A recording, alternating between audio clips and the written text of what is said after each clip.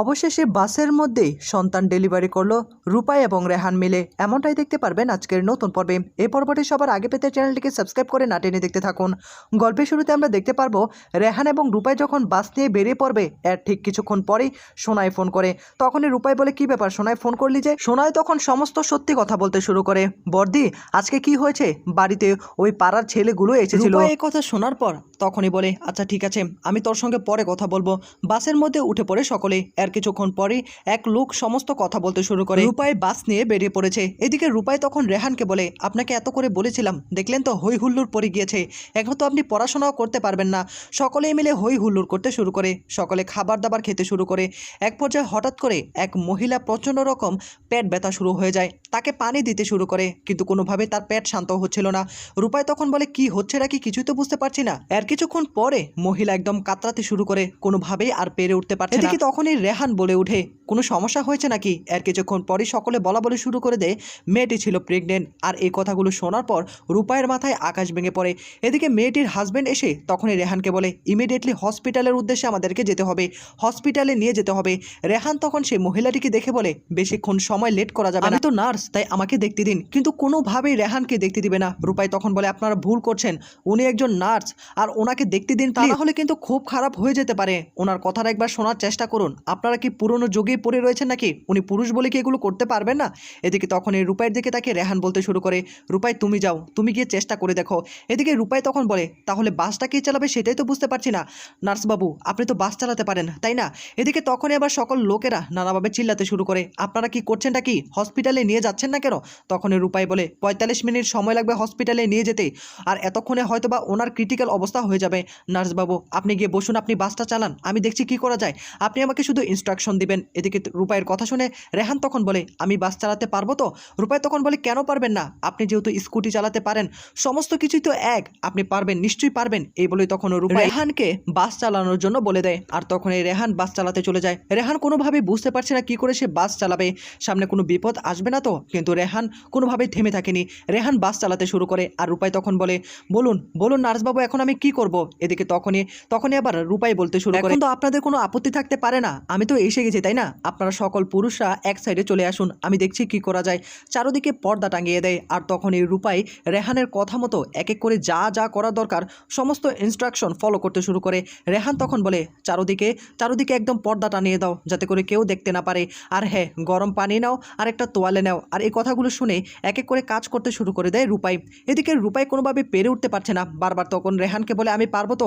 রেহান তখন বলে, হ্যাঁ পারবে, তুমি পারবে রূপাই, তোমার ধারায় সম্ভব হবে, তুমি না পারলে কেউ পারবে না। তখনই রূপাই বলে, এখন কি করব? তখনই রেহান বলে, ওনাকে জোরে জোরে পুশ করতে বলো। রূপাই তখন বলে, আচ্ছা ঠিক আছে। এই বলেই তখন রূপাই চিল্লাতে শুরু করে, পুশ করুন পুশ করুন। রেহান তখন বলে, যত জোরে পারে পুশ করতে বলো। তখন এবার রূপাই বলে, হ্যাঁ আপনি যত জোরে পারেন পুশ করুন, আপনার বাচ্চার জন্য হলো। এই কথাগুলো শোনার পর সে মহিলা কোনোভাবে আর পেরে উঠতে পারছে না, তার শরীর একদম ঘেমে যাচ্ছে, কাতরাচ্ছে। তখনই রূপাই ভীষণ রকম ভয় পেয়ে যায়। নার্সবাবু, এখন কি হবে? আমি তো কোনোভাবে পেরে উঠতে পারছি না। রূপাইয়ের দিকে তাকে তখনই তার জেঠি বলতে শুরু করে, হ্যাঁ রূপাই, হচ্ছে, আর একটু চেষ্টা কর। রূপাই তখন আবার বলতে শুরু করে, পুশ করুন পুশ করুন। এদিকে সেই মহিলাটি বলে, আমি আর কোনোভাবেই পেরে উঠতে পারছি না, আমাকে হসপিটালে নিয়ে যেতে হবে। রূপাই তখন বলে, কি করবো এখন নার্সবাবু, উনি তো পেরে উঠতে পারছে না। তখনই আবার রেহান বলতে শুরু করে, ওনার হাতে বেশি সময় নেই, যত তাড়াতাড়ি সম্ভব আমাদেরকে কিছু একটা করতে হবে, হসপিটালে নিয়ে যাওয়ার মতো সময় আমাদের হাতে নেই।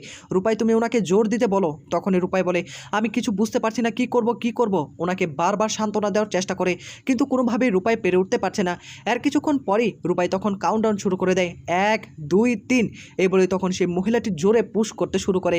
হঠাৎ করেই দেখা যাবে সে বেবিটিকে ডেলিভারি করতে সক্ষম হয় রূপাই। তখনই চিৎকার করে উঠে।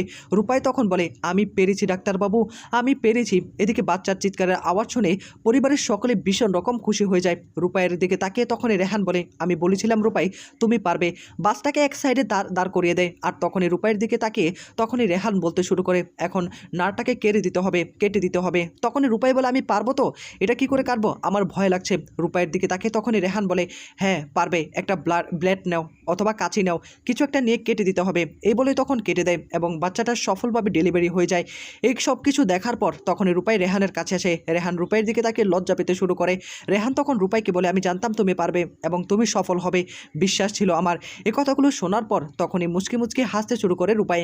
রূপাই বাড়িতে ফিরে আর রেহানকে তখন বলে, আজকে যা ধকল গেল আপনার উপর, আপনি তো একটু বিশ্রামও নিতে পারলেন না, এই নিন জল খেয়ে নিন। রূপাইয়ের দিকে তাকে রেহান তখন বলে, আমার থেকে বেশি কষ্ট তো তোমার হয়েছে, তোমার জন্যই তো আজকে সফল হয়েছি আমি তো জানতাম তুমি পারবে। এদিকে রূপাই তখন বলে, যখন বাচ্চাটাকে কোলে নিয়েছিলাম তখন আমার যে কি একটা অদ্ভুত অনুভূতি হয়েছিল, আপনার থেকেই না আমি সব কিছু আস্তে আস্তে শিখে যাচ্ছি জানেন তো। এদিকে তখনই আবার রেহান বলতে শুরু করে, এর জন্যই আমি ডাক্তার হতে চেয়েছিলাম, মানুষের যেন সেবা যত্ন করতে পারি। এদিকে রূপাই তখন বলে, হ্যাঁ আমি তো সেটাই জানি, আপনার আশা বাসনা সমস্ত কিছুই পূরণ হবে। আপনি তো বলেছেন আপনি টাকার জন্য ডাক্তারি করবেন না, আপনি শুধুমাত্র দুস্থ মানুষের পাশে থাকতে চান। রেহান তখন বলে, হ্যাঁ আমি সেটাই করতে চাই। এদিকে তখনই রূপাই বলে, আচ্ছা হয়েছে, এখন বিশ্রাম নিন আপনি, আমি আপনার জন্য খাবার তৈরি করে নিয়ে আসছি। রূপাইয়ের দিকে তাকিয়ে রেহান তখন বলে, খাবার বানাতে হবে না, ফ্রিজে যা আছে আমি সেটা খেয়ে নিব। হঠাৎ করে রূপাইয়ের হাতে হাত রেখে বলে, আজকে তোমার জন্যই আমার মুখটা উজ্জ্বল হয়েছে, তা না হলে কিন্তু খুব খারাপ হয়ে যেত, সকল কিন্তু আমাদের দোষারোপ করতো। আর হ্যাঁ তুমি এখন বিশ্রাম নাও, অথবা তুমি এখন ফ্রেশ হয়ে যাও। তখনই আবার রূপাইকে তোয়ালা এনে দেয়, আর তখনই রূপাইয়ের হাতে হাত রেহান বলে ওঠে, এ কি তোমার গা তো একদম পুড়ে যাচ্ছে, তোমার কি জ্বর এসেছে নাকি কিছুই তো বুঝতে পারছি না, তুমি যে কি করো না করো কিছুই বুঝতে পারছি না। আরে তুমি তো আমাকে আগে বলবে, হ্যাঁ, আর তার মধ্যে তুমি এখন আমাকে বলছো তুমি নাকি রান্না করবে, কি যে বলছো না রূপাই, এগুলো একদম ঠিক না, তুমি আমাকে আগেই বলতে পারতে, আমার কাছে তো সবসময় জ্বরের ট্যাবলেট থাকে তাই না, আমি তো সেটা তোমাকে দিতাম। এদিকে রূপাই তখন বলে, এমন কিছু না। তখনই রেহান বলে, দেখো সমস্ত কিছু তুমি আমাকে আগে বলবে, আর কোনোদিন কোনো কিছু লুকাবে না, এখন তুমি বসো, আমি তোমার জন্য ওষুধ নিয়ে আসছি। এ বলেই তখন রেহান ওষুধ নিয়ে আসে আর রূপাইকে সে ওষুধ খাইয়ে দিতে শুরু করে। রূপাইকে তখন বলে, তুমি ফ্রেশ হয়ে শুয়ে পড়ো, আমি দেখছি কি করা যায়। এ বলেই সেখান থেকে চলে গেলে তখনই রূপাই ভাবতে শুরু করে, আসলে নার্সবাবু অনেক কেয়ার করতে শুরু করে দিয়েছে, আমি জানি না কোনোদিন নার্সবাবুর মন জয় করতে পারবো কিনা, এটাই মনে হয় দাম্পত্য জীবন। রূপাই নিজে নিজেই কথাগুলো ভাবতে শুরু করে আর মুচকি মুচকি হাসতে থাকে।